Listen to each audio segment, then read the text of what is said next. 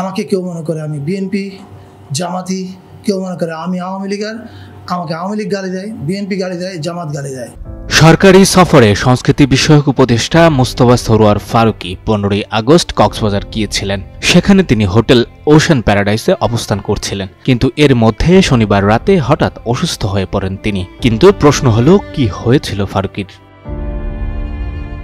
চিকিৎসকের বরাত দিয়ে জানা যায়, শনিবার রাতে হঠাৎই ফারুকী বুকে প্রচণ্ড ব্যথা অনুভব করেন এবং উচ্চ রক্তচাপজনিত সমস্যায় ভোগেন। এর পাশাপাশি খাদ্যে বিষক্রিয়াজনিত কারণেও তিনি অসুস্থ হয়ে পড়েন। তবে ঝুঁকি এড়াতে দ্রুত তাকে রাত 10:15টায় এয়ার অ্যাম্বুলেন্স যোগে ঢাকায় পাঠানোর সিদ্ধান্ত নেওয়া হয়।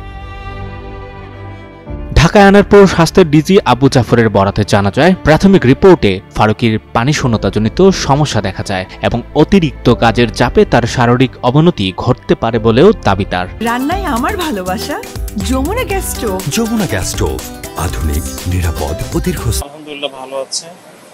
আর আমি ডাক্তার হিসেবে যতটুকু দেখেছি, ওনার একটু রেস্ট দরকার। উনি কাজের লোডে ছিলেন, দুপুর থেকে খাওয়া দাওয়া ভালো হয়নি, এটা একটা বিষয়। তো কিছুটা সেজন্য পানি শূন্যতা আছে, ওনার স্যালাইন চলছে। ফারুকী কক্সবাজার গিয়েছিলেন মূলত কক্সবাজারকে সাংস্কৃতিক হাব হিসেবে গড়ে তোলার নিমিত্তে 2 দিনব্যাপী কর্মশালায় অংশগ্রহণের জন্য। কিন্তু পরবর্তীতে তার অসুস্থ হয়ে পড়ার ঘটনায় কর্মশালা স্থগিত করা হয়। বর্তমানে তিনি ঢাকার একটি বেসরকারি হাসপাতালে চিকিৎসাধীন আছেন। সঞ্জয় দত্ত, যুগান্তর নিউজ।